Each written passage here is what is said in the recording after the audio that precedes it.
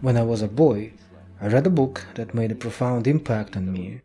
It was The Way to Live in Strength and Physical Fitness by George Hackenschmidt. I got to meet the author many years later in London in 1961. That year, at the end of July, I was invited to take part in a tournament commemorating the 70th anniversary of the British Weightlifting Association. I won that tournament. It's hard to put into words the excitement and reverence I felt standing on the pedestal when it was announced that the prize would be presented by George Hackenschmidt. Then a man stepped out from the audience and began walking towards me. The Russian lion, to me the embodiment of legend, known the world over at the turn of the centuries, the man who had brought great sporting glory to our country. And in the evening, George Hackenschmidt presented me with this photograph, which I hold dear to my heart. There's his autograph, to Yuri Vlasov, from Georgy Georgievich Hackenschmidt, July 29, 1961, London. He also presented me with a copy of Dr. Krzyzewski's telegram. Here's the text. Georgy Georgievich, I congratulate you on your new world record. You have pressed 255 pounds with one arm. Moscow inspired you to break Sando's world record. Glory to our country, your admirer, Dr. Krzyzewski. That day, February 4, 1898, George Hackenschmidt set the first world record, not only in the history of Russian weightlifting, but in the history of Russian sports.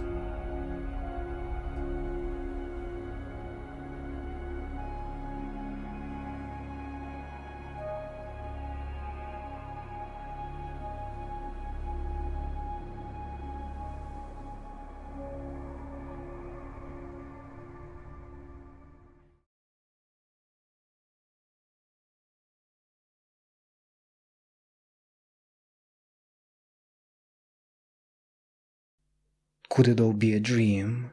London, the Scala Theatre, a new world record, and I am being awarded the medal by George Hackenschmidt. My eyes are riveted on him as he congratulates the second and third prize winners, Eino Mäkinen from Finland and American Richard Zirk.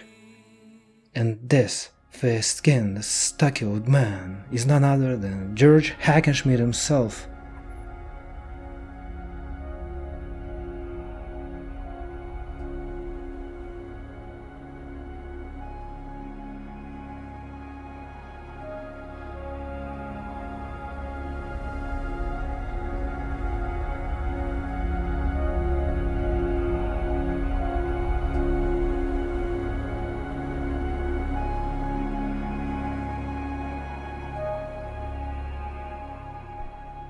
The only safe place we had was under the mattress of a bunk. Obviously it was no secret to our instructors at the military school, but we, cadets, had no other option. Over the years, there had been no secret corners within the walls of that antique building. The instructors knew every nook and cranny of it like the back of their hands, down to the number of steps on the cast-iron stairs. The stairs, oh boy, it was incumbent on us to scrub them and pick the dirt out of the elaborate patterns on the eve of big celebrations. In truth, aside from stashing away some bread, we really had nothing to conceal, but Tolia, my classmate, kept something really special there, a book. He disclosed his top secret to only a few of his most trusted associates, me included, not a word to anyone else. He would tuck that book away beneath the mattress, at the foot of his bunk, a place a bit safer than at the head. The instructors were more likely to miss it. From Sunday until the following Saturday, the day Tolia was to go on leave, the book remained in his possession. He read it in class, very furtively, in a way that no one except his neighbor could see. Finally, I got to see the book. It was lent just for half an hour. I sneak into the assembly hall. Apart from special occasions, I'm not allowed to be here. From the wall, a huge portrait of Suvorov is looking down at me, his hand resting on a sheet of paper, the disposition of the military forces. there is another depiction of him, on horseback, heroic. He casts his gaze upon a ravine right in front of him, while his mighty troops, eyes wide open, are sliding down. Incidentally, there are many reproductions on display here. As I sit down, men with axes watch me from another painting, the lying wait for supplies meant for Napoleon's troops. In the company of those stern figures, I turn the pages of the book and lose all sense of time. If it were not for Talia's knock at the door, I would sit here for hours. The book was published before the revolution. I'm reading it tucked into a humongous volume of Maxim Gorky. For some reason, in those days they published the works of our classic authors in a single massive volume. If it fell, it would hit the floor with such a deafening thud that everyone nearby would jump. Our instructors were supposed to check the books before reading. It was part of their duty. And here I was, holding the book, The Way to Live in Strength and Physical Fitness by George Hackenschmidt. What a great title. What else do I need if not this way? Ever since I was a little boy, I have admired strong men. And here I have this man looking at me from the pages, George Hackenschmidt himself, the Russian Lion. My friend Tolia suddenly confided in me the matter of utmost secrecy, in a whisper. There are rumors that Hackenschmidt's been loitering about in the West. But the book itself was so captivating. I came to realize how in fact little, and at the same time much, was required to acquire strength. The first condition of greatest importance, discipline, no drinking or smoking. Second, regular training, no loafing about. To acquire strength, one has to foster it by means of exercise on a regular basis and by increasing a training load very gradually. It turned out that a 15-minute training session once a day or even once every 2 days was enough to become strong.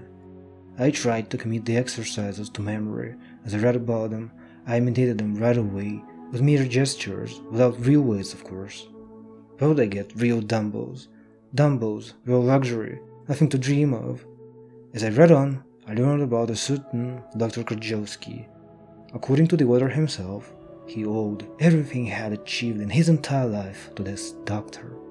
Back then, I had already had some experience with physical exercises like dips on parallel bars and pull-ups. Pump the muscles, that's what we called it. Our instructors were drumming out of us clumsiness and weakness, and not without success. I was tempted by strength and the perfection of harmonious development. But still, isn't strength granted only to the chosen ones?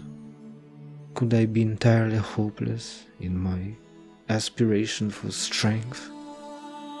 Hackenschmidt replied with authority from the page, "Not at all. Strength rewards everyone sincerely devoted to her."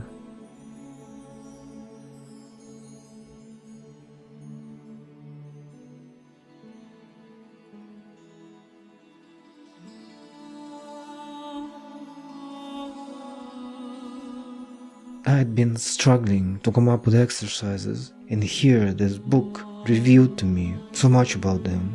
The order, about the beauty of strength.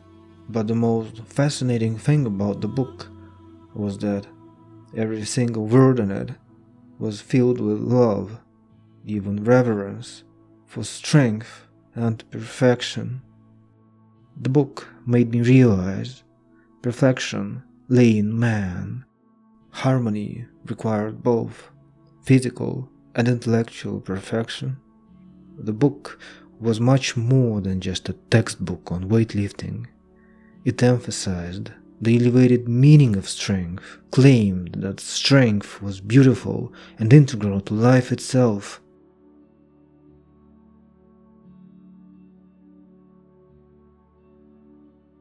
Do you wish to become strong? A simple wishing will not do it. You must want to. You must act. All prominent strong men have fostered their strength by the aid of a strong willpower. They wanted to become strong, and consequently succeeded.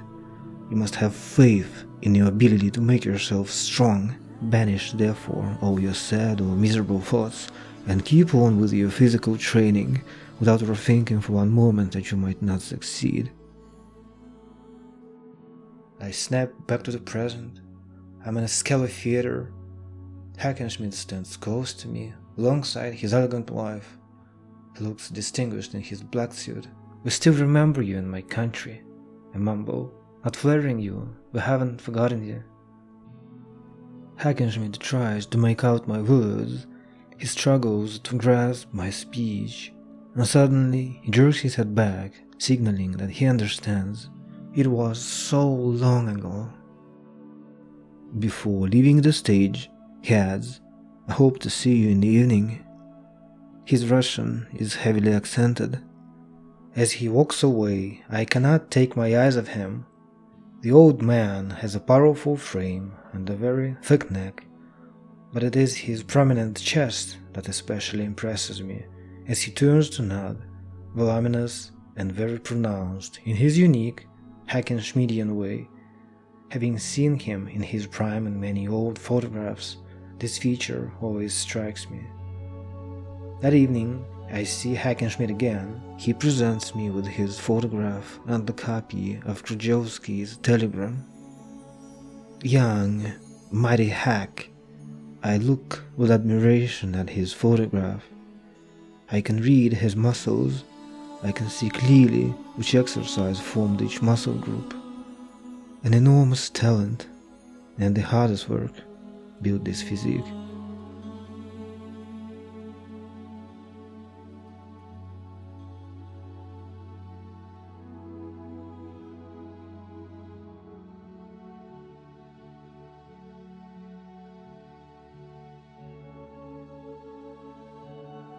On leaving, Georgy Georgievich asked me whether I liked London. I replied that I hadn't even had the opportunity to see the city, as I was due to depart in the early hours of the following morning. At the time, his question seemed merely a matter of courtesy. Now I realize that Hackenschmidt had a deep admiration for London.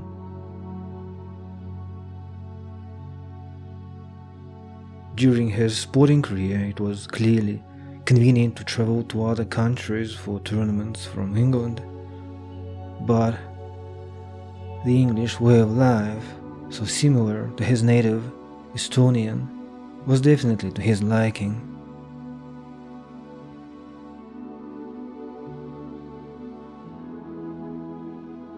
Late in the evening, once I was alone in my hotel room, I looked at Hackenschmidt's young photo.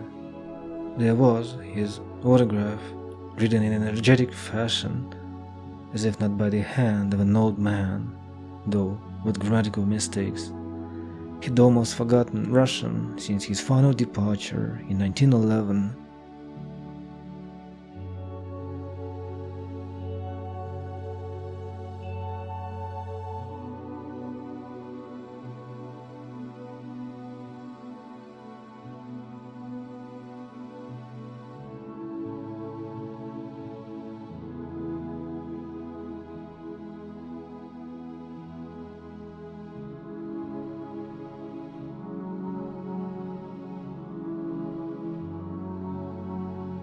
I'm about to meet with Hackenschmidt again, but this time in Moscow.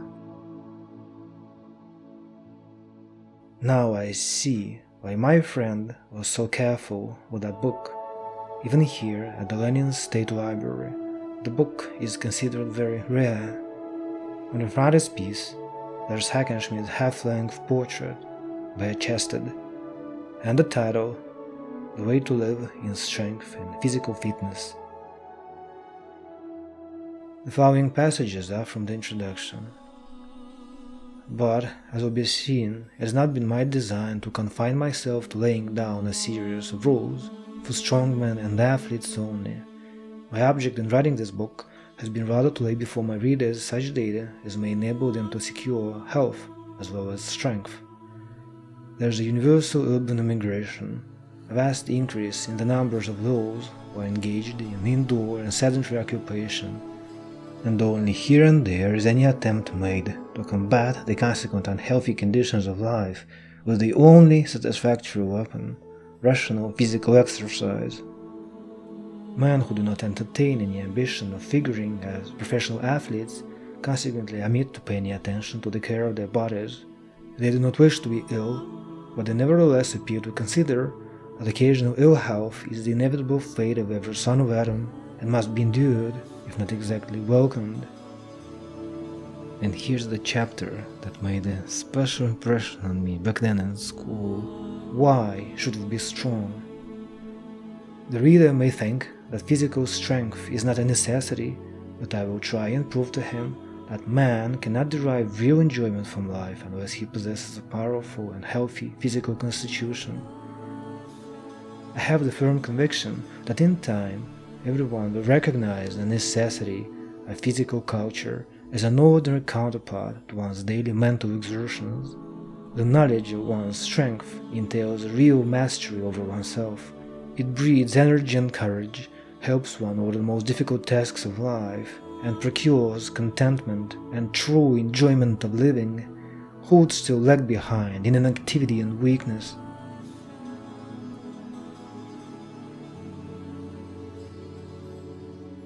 From the third chapter I learned that Hackenschmidt was far from being a giant. Indeed, when we met, that old man was not particularly tall. According to the book, his height was 5 feet 9 inches.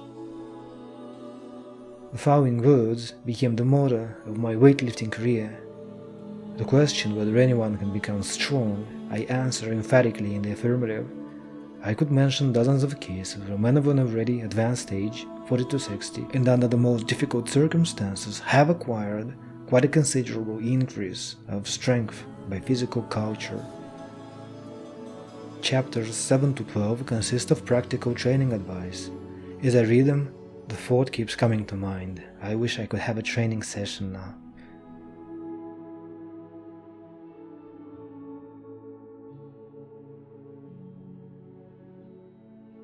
Chapter 13. Dr. Krzyzewski, the father of Russian athletics and his system of life. He, one of the leading physicians in St. Petersburg, was attracted to the subject of physical exercise as a method of securing and preserving health, strength, and activity. The subject appeared interesting to him, he investigated it, approved, and immediately set to work to organize and systematize it. He then adjourned to his gymnasium a large apartment, fitted with a bath, and having 2 very large windows so that as much sunlight as possible might enter. Dr. Krzyzewski had an enormous practice, as many as 250 patients frequently calling on him in one day. I may add that he was a most charitable man, attending numberless patients of the poorer classes without any fee or recompense. These were freely invited to call on him and used to flock in large numbers after 8 p.m. as they left their work, his waiting rooms being usually crowded at that hour. Not without surprise I learned that Hackenschmidt's first triumph was in Rebel as a cyclist. Afterwards he took up weightlifting under the guidance of Adolf Andrushkevich. At the age of 18 he managed to hold out against George Hackenschmidt in wrestling. General physical preparation was key to Hackenschmidt's exceptional achievements.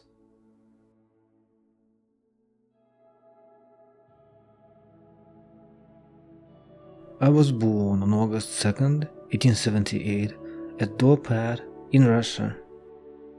So far as I can remember, I was, from my earliest years, devoted to all bodily exercises. On leaving school in 1895, I entered some large engineering works in Rebel as an apprentice, with a view to becoming a practical and technical engineer. Man proposes, God disposes. At this time I became a member of the Rebel Athletic and Cycling Club, and threw myself heart and soul into cycling, at which I won several prizes. When autumn and bad weather came round, I gave more attention to exercises with heavy weights and dumbbells, and my ambition soon led me to excel all my fellow members in these exercises. In December 1897, I jerked up a bar of 216 pounds 12 times with both hands, and a bar of 187 pounds 7 times with one hand. I pressed up a bar of 216 pounds with one hand. Hackenschmidt also trained in a long jump, clearing 16 feet 1 inch, quite a result for his time. He was able to jump 5 feet 11 inches from a standing position, and he could run 180 meters in just 22 seconds. To strengthen his legs, he would climb the spiral staircase of the Levis Church with a 70-pound kettlebell in each hand. Even the most relentless training with weights only cannot build the proper foundation. General training is essential for developing great strength. It lays a solid base, enables the athlete to sustain high training volumes, and progressively increase weights. A slight injury sustained in the exercise of my calling as an engineer, for I was still an amateur, made it necessary for me to seek the help of a doctor. This doctor, an amiable old gentleman, happened to have staying with him a distinguished colleague, Dr. von Krzyzewski, a physician in ordinary to His Majesty the Tsar. This Dr. von Krzyzewski was the founder of the St. Petersburg Athletic and Cycling Club, of which His Royal Highness the Grand Duke Vladimir Alexandrovich was president, and which included many aristocratic and wealthy people among its members. Dr. Krzyzewski, in spite of his 56 years, was still a very active and energetic man, and particularly keen on feats of strength and weightlifting. The doctor had, of course, visited our club and recognized me at once. He, in conjunction with my own doctor, examined my body and found that with the exception of a slight injury, I was perfectly sound. He invited me to come and stay with him in St. Petersburg, as he wished to have me trained as a professional athlete and wrestler. I learned that Dr. von Krzyzewski had also had lyric in training with him for some time, and he was good enough to say that I possessed possibilities of becoming the strongest man in the world. Yielding to the persuasion of all my club friends, who congratulated me warmly on Dr. Krzyzewski's offer, but against the wishes of my parents, I set out for St. Petersburg early in 1898. Dr. Krzyzewski was a bachelor and lived in a large house in the Mikhailplatz, St. Petersburg. He had an excellent practice in the highest circles of society and passed for a millionaire. I was most hospitably received in the house of this patron of athletics. The doctor treated me like a son and gave me the best training advice his experience could suggest. One room in his house was hung with portraits of all the best-known strongmen and wrestlers, and he delighted in inviting them to his house, in which all foreign artists found hospitable welcome every month.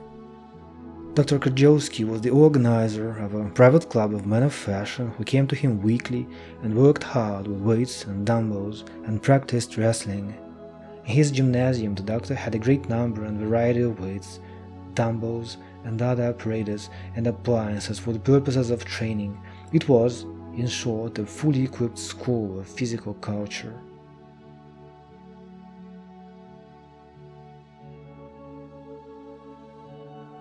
On one winter evening in 1887, I was training with a few club friends, the Prokhorov brothers, Tsakhanovsky, Guido Meyer, and a few others at the private club of Dr. Krzyzewski.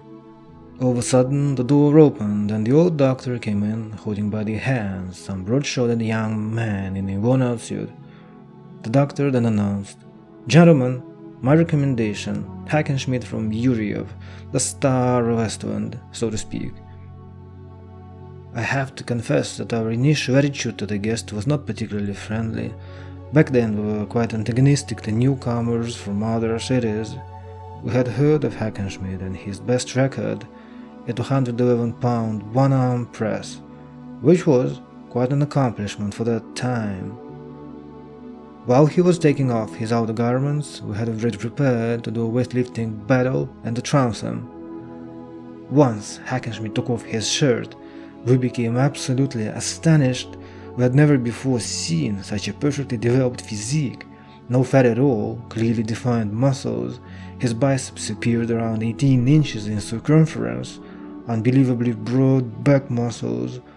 All his back was covered in balls of muscle. This newcomer, even before he approached the barbell, with his mere appearance, utterly defeated us. He started pressing a 180-pound barbell with one arm, seemingly effortlessly, as if it was not a barbell, but some stick. 200, 215, and then 235, still almost effortlessly. That was equal to a national record. It's really hard to describe the excitement that suddenly rose. We went mad. We shouted bravo, hooray. Some embraced him. It was something. Our initial antagonism to him vanished because it became quite clear to us that the newcomer was head and shoulders above us.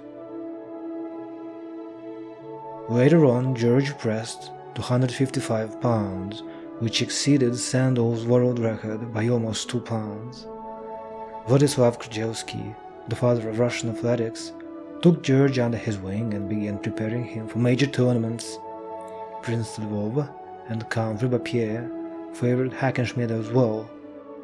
Thanks to these men, George, from an obscure professional athlete performing under the stage name of Lance, developed into a worldwide celebrity.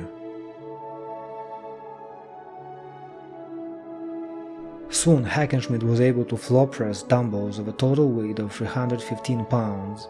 No one else in the world could do it. On the eve of his travel to Moscow, under Krzyzewski's guidance, he push-pressed 275 pounds with his left arm and 242 with his right. In February, I accompanied Dr. Krzyzewski to Moscow. The doctor was at this time wearing a new pair of trousers, which fitted him exceedingly well, insomuch that I more than once expressed a wish to possess similar garments. Dr. Krzyzewski jestingly replied, "My dear George, when you can beat Sandow's world record in the one-arm press, you shall have just such another pair." It may have been this jest which spurred me on to make a special effort by putting up a weight of 255 pounds with one arm. The place was filled with a large audience. When I lifted this weight, Dr. Krzyzewski, in front of all the people, rose from his seat and lifted his hat to full arm's length above his head.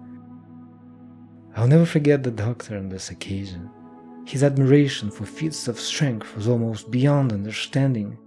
Everybody was surprised by this evidence of his genuine emotion, and it seemed as though his enthusiasm spread itself over the whole of the audience. The doctor disappeared for a few minutes and returned with the promised pair of trousers. I was almost more pleased with this gift than with the large gold record medal. There was something singular, almost mysterious about Dr. Krzyzewski. Something in the man's being seemed to melt in his love for feats of strength and agility and flowed forth in an inexplicable fire on all artists of this genre. Training at Krzyzewski's club was very many-sided, producing harmonious physical development. Hackenschmidt practiced wrestling as well. An additional impetus to wrestling training was constantly communicated by elite wrestlers attending the club. At first, of course, he was unable to defeat them, of which says his loss to Bulgarian wrestler Nikola Petrov. On one occasion, Krzyzewski invited this Nikola the Bulgarian. Hackenschmidt was quick to grasp the opportunity to wrestle against him, but he first wanted to assess his opponent's strength, so he asked Nikola to lift some weights. Nikola managed to lift 130 pounds in the one-arm snatch, whereas George, proud of his superiority in weightlifting, snatched 170. This convinced him that Petrov wouldn't be able to last long in the bout. "So, what do you think?" Hackenschmidt asked. "Shall we keep amusing ourselves? Let's wrestle," the Bulgarian replied. The struggle began. That day, Hackenschmidt learned how important technique and experience were, not just brute strength. Petrov kept the pressure on George, getting every wrestling hold on him and throwing him around the mat.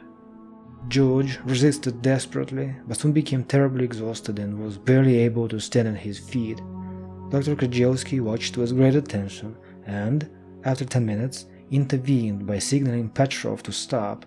George was unable to continue. Sweat ran down his body.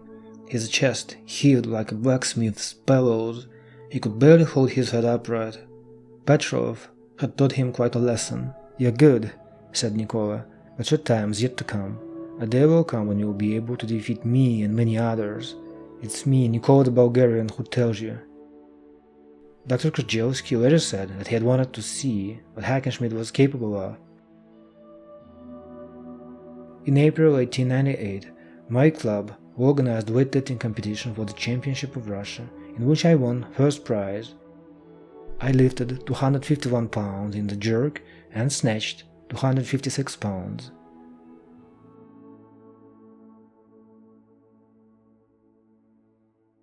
George improved at wrestling very fast. One day, Paul Ponce, then the champion, came to the club to give some wrestling exhibitions. Ponce offered 1,000 francs to anyone who would wrestle with him and not be thrown. George went up and asked Ponce to wrestle with him. "You're not a wrestler," said Ponce, "you get your bones broken." Such a reply greatly angered Hackenschmidt, and he went to his directors and asked them to let him have the first bout with Ponce. Their reaction was the same. "But I'm strong. If you don't let me have the first bout with Ponce, I'm out of here." So they allowed him to wrestle with the French champion. Hackenschmidt went at him and threw him over a round and won the fall in 45 minutes. He could be considered champion of Europe. He practiced wrestling with great commitment, and in May 1899 he became Russian wrestling champion, defeating Alexander von Schmeling, first-rate wrestler. In the summer of 1899, George set out for Vienna to take part in the first weightlifting tournament of the world. He traveled by train to Warsaw, but first encountered a passport inspection, the only one of its kind in the whole of Europe, if not the world. There was no direct train to Vienna, so he transferred to the Austrian Warsaw-Vienna Express. A grand celebration was underway in Vienna, 50 years of Franz Joseph's reign. The contest of the strongest man in the world was held to honor the occasion. To the pride of the Austrians, their compatriot Wilhelm Turk won the tournament. Hackenschmidt secured third place. There were no weight divisions in those times. All the contestants competed in a single group. Turk's body weight was 240 pounds, whereas Hackenschmidt weighed only 196. The difference is astonishing by modern standards. Yet George needed no mercy. Glorious achievements awaited him. Once the weightlifting section of the tournament was over, wrestlers appeared on the stage. To the audience's great amusement, the young man who had just competed against the best weightlifters was now ready to face the wrestlers. He was the only contender who took part in both disciplines. The Russian Hercules wrestled gracefully, applied beautiful holds, and threw his opponents around the mat, among whom were renowned Hitler and Burgard. All his moves displayed phenomenal strength and speed. Hackenschmidt became the first European wrestling champion. Dr. Krzyzewski was beside himself with joy. At the end of the same year, George won the title of the first wrestling champion of Finland. After George won the tournament commemorating Franz Joseph in Vienna, it was evident to us that his days as an amateur wrestler were coming to an end. Military service was his worst nightmare. In fact, he was drafted and assigned to the Preobrazhensky Life Guards Regiment and was supposed to serve for 4 years. Thanks to the connections of his patron Krzyzewski, George was released from service on the grounds of poor health. Otherwise, his future career would have been ruined. He trained very hard and was fed like a bull. The soup prepared for him, in particular, remains vivid in my memory. 6 pounds of meat for a single bowl of broth. Frankly, Hackenschmidt never ate much, and sometimes, having forced down the first bowl of soup, with fear in his eyes, he would watch the doctor serve him one more. "God damn it, have more! Do you want to become a porter?" The doctor would shout at him, and poor George, all red, would continue stuffing himself. The doctor, in his fashion, fattened him up to a point, that is, 2 or 3 months later, that George gained a Herculean physique and would do magic with the barbells. Soon after, he became something of a local celebrity. The entire community in St. Petersburg talked of him, even the press discussed his phenomenal strength. He set out on a journey to break all the records, one after another. George was marvelous at weightlifting, and in our club's training log, day after day, a new entry was made for one of his impressive records. national, or world. The foundation of his strength lay in his discipline. After a very prestigious wrestling tournament among professionals in Paris in 1899, the public nicknamed George the Russian Lion. He made a name for himself in his professional debut on the international stage by defeating such great wrestlers as Ivan Lebedev and Constantly Boucher. At that event, all the great wrestlers, even Paul Pans himself, acknowledged Hackenschmidt's great talent as a Greco-Roman wrestler.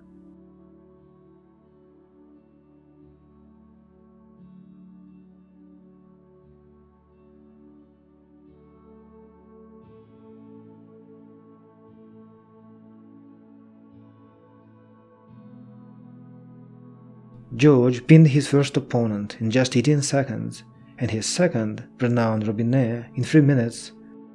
He has a grip like a vice, and if he gets you on the ground you're done for, Robinet would say after the match.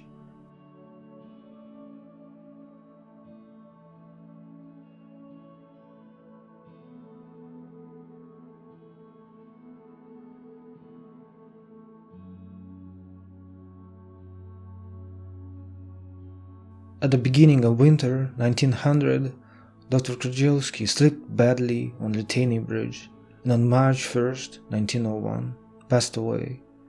George was in Yuri at the time and returned to St. Petersburg as soon as he received the telegram. Indeed, I may say that I owe practically all that I have and am to him. He it was who taught me how to live and how to train, and he it was who launched me on my career. Would that I possessed the eloquence to express my lifelong gratitude and my veneration for his memory. In 1900, George became champion of St. Petersburg in the high jump. His best result, 5 feet 1 inch, later improving it to 5 feet 5 inches. For comparison, at the first modern Olympic Games in 1996, Athens, James Conley won second place in the high jump with the result of 5 feet 5 inches. With specialized training, George could have won an Olympic medal. For a weightlifter, that would have been truly a feat. However, he aspired to be recognized as the strongest man in the world. In Moscow in 1900, he defeated that same Bulgarian wrestler Nikola Petrov. George's prize, a golden belt and a sum of 975 rubles.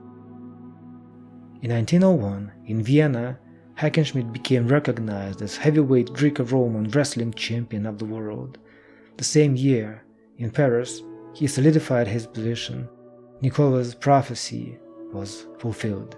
Hackenschmidt became the king of all wrestlers.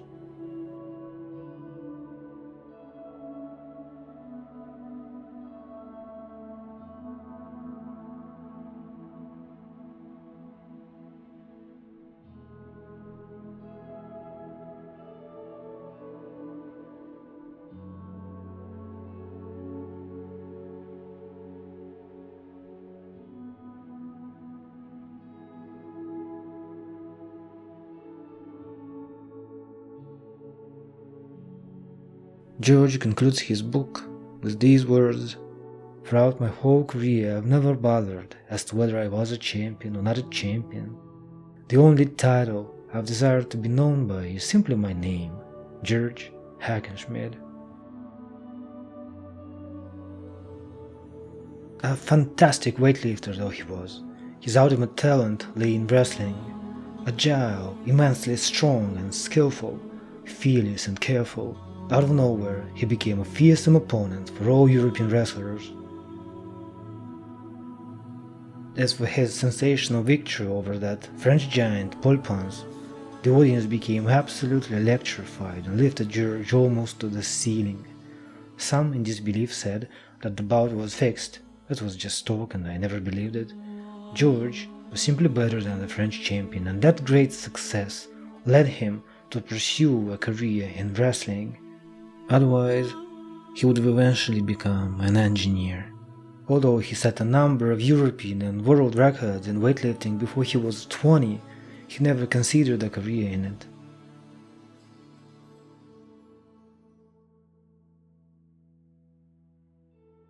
After George moved abroad, we would read about his international successes in the newspapers and magazines. He, so to speak, victoriously marched through Western Europe and on to America. The Russian Lion, that's what reporters called him.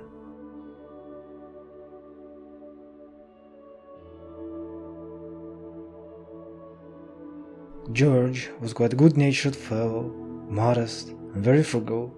These qualities allowed him to make a fortune, and nowadays he's a well-to-do man.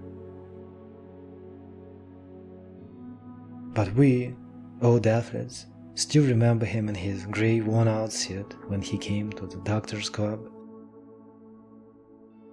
It was a year and a half ago that I last saw him. I was walking down Nevsky Prospect when I heard someone calling my name from a distance. I turned around. There he was, George. During our conversation he confirmed that he had retired from wrestling and simply lived his life, being in the prime of his years, looking fresh, still in great shape, dressed in a stylish coat.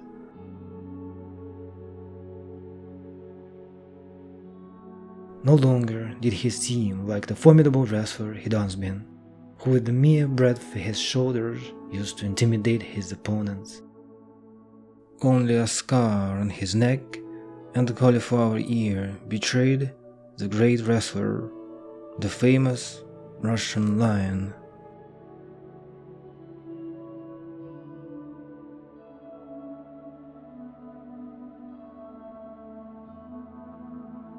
I closed the book.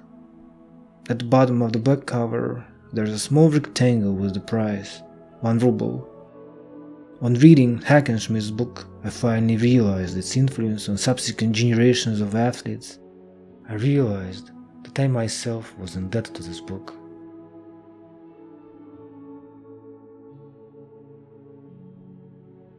Hats off to you, mighty Hack. Hats off to the old doctor.